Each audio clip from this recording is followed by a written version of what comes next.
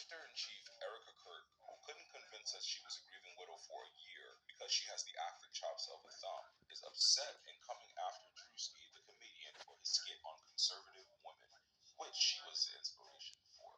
In true fashion, the Republican Party is running to her defense, a weak and defenseless white woman. And their reactions to this skit, which is just comedy, is the reactions that they consider everyone on the left to have. They're acting as if they are so offended. Erica came out and said, "But if I did blackface as a skit, I'd be called racist." Well, babe, we already know you're racist. You're the figurehead of a white evangelical nationalist Christian movement, and we think that you took your husband out to become the leader of said movement. We also think you may be moonlighting as a Mossad agent. Yeah, it's true. Ask about it.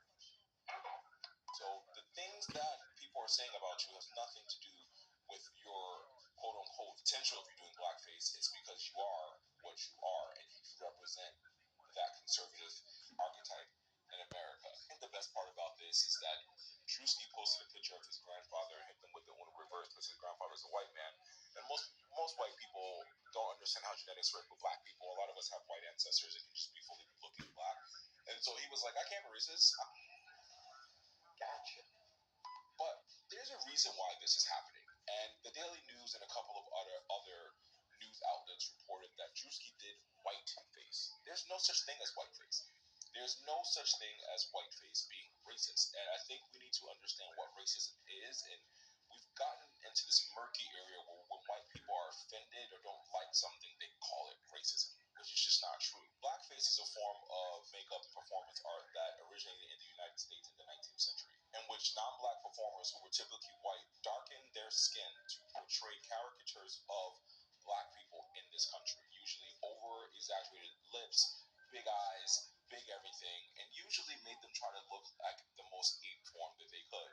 It was popularized by Thomas Dartmouth Rice in the 1830s when he created the Jim Crow character, a mocking, exaggerated portrayal of a black man. This gave rise to minstrel shows, which became the most dominant form of American entertainment in the 19th and 20th centuries. Imagine that.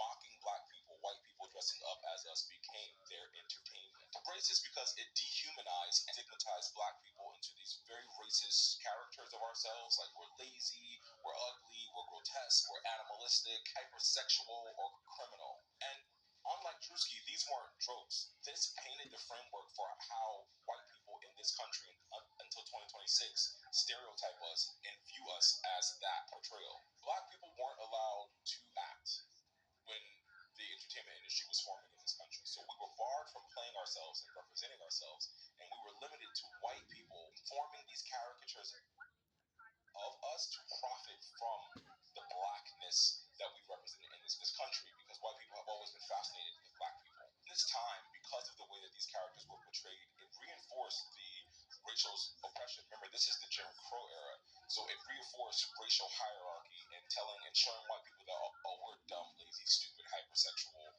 animals. And this is where the coon came from, Sambo, the mammy character. It didn't stop there. You know the trope about black people loving watermelon and fried chicken, although both amazingly good. That was reinforced during this era. So the minstrel shows showed white people dressed as black people with shoe polish on their face, with over-exaggerated lips, being hypersexual criminals and eating and chomping on watermelon and fried chicken. There even was a song called "Give a Nigga Watermelon," whatever it was called.